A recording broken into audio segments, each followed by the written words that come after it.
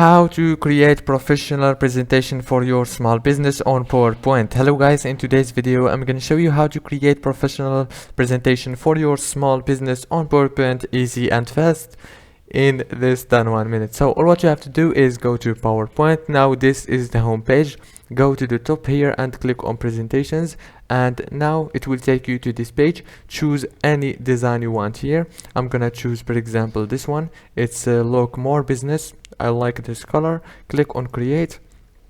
By the way guys, the blue color is one of the best color for your business. Now search for any page here and change the text. It's easy to edit, as I said. Now as you can see, you can change the images, the text, everything can be changed. And after you finish, click save here in the top corner. And that's it for today's video guys. Don't forget to like and subscribe, and thank you so much for watching this video until the end.